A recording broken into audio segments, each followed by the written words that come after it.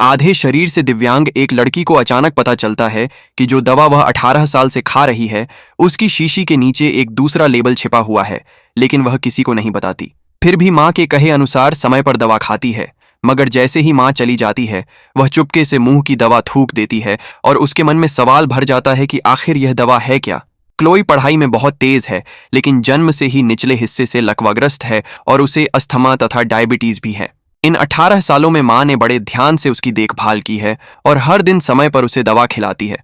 Chloe ने कभी भी माँ की नीयत पर शक नहीं किया, क्योंकि कोई भी माँ नहीं चाहेगी कि उसका बच्चा हमेशा बीमार रहे। आखिर एक दिन जब माँ फोन पर बात कर रही थी, वह छिपकर कुछ चॉकलेट निकालना चाहती थी जो उसे आमतौर पर खाने नहीं दी जाती थी। तभी उसने देखा कि जो दवा वह हमेशा खाती है उसकी शीशी पर माँ का नाम लिखा हुआ है। क्लोई का दिल अचानक डर से लटक गया।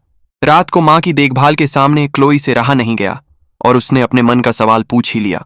माँ ने बड़े हल्के अंदाज में कह दिया कि दवाखाने में गलती हो गई होगी, और फिर उसने एक बार फिर माँ पर भरोसा करने का फैसला किया।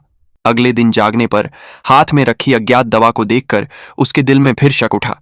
तब उसने अपने बनाए हुए हाथ को बढ़ाने वाले यंत्र से ऊपर रखी दवा की शीशी उतारी, लेकिन ठीक उसी पल बाहर आवाज सुनाई दी। क्लोई जल्दी से खिड़की के पास जाकर देखने लगी तो पता चला कि वह तो डेबॉन कुरियर की गाड़ी है। अब उसे दवा की शीशी की बिल्कुल फिक्र नहीं रही और उसने तुरंत लिफ्ट का बटन दबाकर नीचे जाकर डाक लेने की कोशिश की, क्योंकि उसे लग रहा था कि शायद यह कॉलेज का दाखिला पत्र हो। लेकिन दरवाजा खोलते ही उसकी भिड़ंत घर लौट रही माँ से हो गई। बेडरूम में लौटने के बाद क्लोई उस शीशी को हाथ में लेकर शून्य में ताकने लगी जिस पर उसका अपना नाम लिखा था। तभी उसने देखा कि लेबल पर एक हवा का बुलबुला उभर आया है।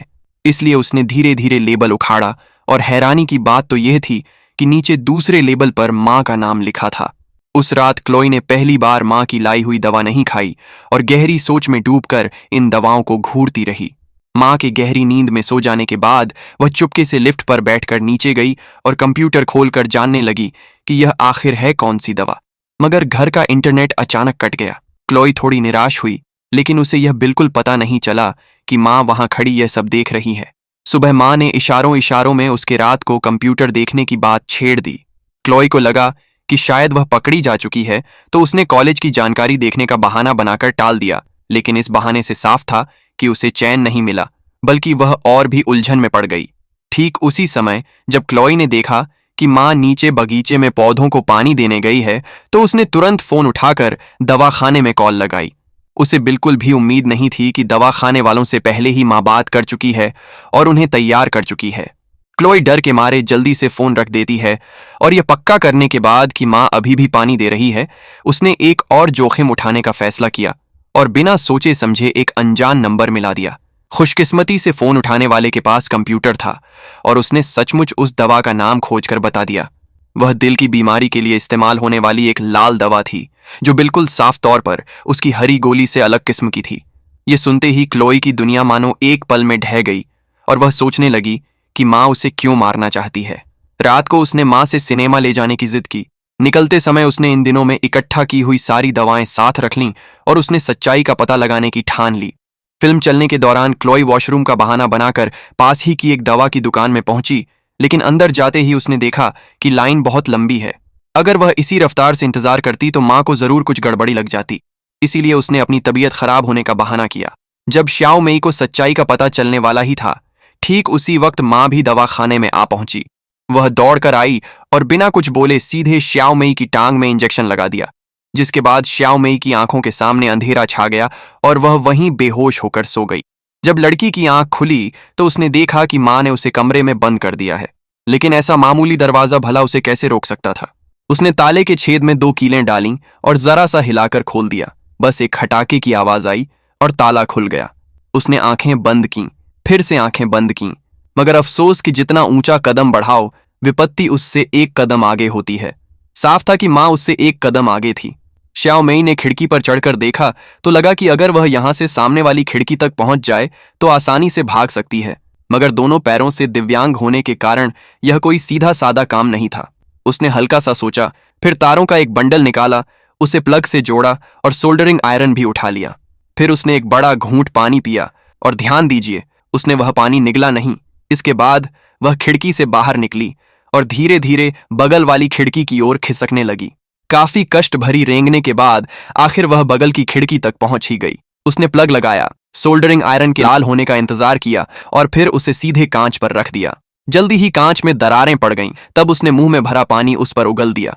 बस एक चटकने की आवाज गूंजी और कांच पूरी तरह चकनाचूर हो गया। उसने खिड़की की चौखट पर एक कंबल बिछा दिया और इस तरह वह सफलतापूर्वक मां के बेडरूम में पहुंच गई। मगर बदकिस्मती से अंदर आते ही उसका अस्थमा उभर आया। जान बचाने के लिए उसे दोबारा रेंग कर अपने कमरे में वापस जाना पड़ा। अच्छी बात थी कि दरवाजा बहुत ज्यादा मुश्किल से नहीं खुलता था और इसी कारण समय रहते दवा पाकर उसने अपनी जान बचा ली। अब उसे मां के लौटने से पहले ही वहां से निकलकर नजदीकी पुलिस स्टेशन जाना था, वरना तय था कि उसकी जान नहीं बचेगी। दूसरी ओर जहर खरीद चुकी मां भी गाड़ी लेकर वापस आ रही थी। गाड़ी की आवाज सुनकर श्यामई डर गई और तुरंत पास के जंगल में जा छुपी। मगर छुपने के बाद पता चला कि सामने वाला तो बस कुरियर देने वाला है। श्यामई को तुरंत एक तरकीब सूझी और उसने व्हील चेयर को धक्का देकर सड़क के बीचों बीच पहुंचा दिया। अच्छा हुआ कि कुरियर वाले भाई ने जल्दी रिएक्ट किया, नहीं तो शायद कहानी यहीं खत्म हो जाती। उस भले भाई को जब श्यामई की आपबीती मालूम हुई तो उसे बहुत दया आई और वह उसे पुलिस स्टेशन ले जाने लगा। मगर तभी श्यामई की मां आ गई और आते ही उसे जबरन ले जाने लगी। अच्छा हुआ कि कुरियर वाले भाई ने उसे रोक लिया। मां ने उस भाई से कहा कि श्यामई को भ्रम की बीमारी है, उसे लगता है कि सब उसे मारना चाहते हैं, इसलिए उसकी बात पर बिल्कुल भरोसा मत करना, वह एक पागल लड़की है। भाई ने कहा कि वह यह नहीं पहचान सकता कि झूठ कौन बोल रहा है और उसने सुझाव दिया कि सब साथ चलकर पुलिस स्टेशन चलते हैं। मां जब देखा कि वह उससे बहस नहीं जीत पाएगी तो उसने ऊपर से मान जाने का नाटक किया और कहा कि वह भी उनके साथ पुलिस स्टेशन चलेगी। फिर चुपके से गाड़ी में गई और एक इंजेक्शन उठा लिया। उसके बाद जब भाई का ध्यान जरा हटा तो उसने एक ही झटके में इंजेक्शन उसकी बड़ी धमनी में लगा दिया। भाई वहीं ढेर हो गया और श्यामई भी डर से बेहोश हो गई। जब उसकी आंख दोबारा खुली तो वह मां के बेडरूम में बंद थी। उसे अब तक समझ नहीं आया था कि मां उसे क्यों मारना चाहती है। फिर उसे एक छोटे से डिब्बे में अपनी बचपन की एक तस्वीर दिखी और जब उसने ऊपर लगा स्टिकर हटाया तो नीचे एकदम ठीक ठाक टांगे नजर आईं, मतलब वह बचपन में दौड़ सकता था। तो मां ने उससे झूठ क्यों कहा कि वह जन्मजात दिव्यांग है। मगर उससे भी ज्यादा अजीब बात यह थी कि कायली को उसी डिब्बे में अपना खुद का मृत्यु प्रमाण पत्र भी मिला और वह भी जन्म के ठीक 2 घंटे बाद की मौत का। यह देखकर कायली कुछ समझ नहीं पाई और तुरंत आगे पीछे खोजने लगी। तब उसे 10-11 साल पुराना एक गुमशुदगी का इश्तिहार मिला जिसमें गुम हुए शिशु की तारीख और कायली के मृत्यु प्रमाण पत्र की तारीख एक ही थी। सारी जानकारी को आपस में जोड़ते ही कायली का दिमाग एकदम साफ हो गया। उसने अंदाजा लगाया कि एना का अपना बच्चा पैदा होते ही मर गया था, लेकिन उसने मां बनने की अपनी चाहत पूरी करने के लिए गलत रास्ता चुना और प्रसव कक्ष से चुपके से कायली को चुरा लिया। फिर बात खुलने के डर से उसने कायली को जिंदा जागती हालत में अपंग बना दिया और सारी उम्र के लिए घर में कैद कर दिया। ये सब समझते ही कायली पूरी तरह टूट गई। जो मां 10-11 साल से बड़े ध्यान से उसकी देखभाल कर रही थी वही असल में उसकी जिंदगी बर्बाद करने वाली मुख्य अपराधी थी। ऐसी बात कोई भी नहीं सह सकता। जब एना तहखाने में दाखिल हुई तो कायली उसे ऐसे देख रही थी मानो कोई शैतान हो। शुरू में एना को थोड़ा असमंजस हुआ, मगर जमीन पर बिखरा डिब्बा देखकर वह समझ गई कि राज पूरी तरह खुल चुका है। इसके बावजूद वह फिर भी अपनी सफाई देने लगी और जब सफाई नहीं चली तो उसने सारी दवा कूड़ेदान में उलट दी और कहा कि वह कायली के साथ एक नई शुरुआत करना चाहती है।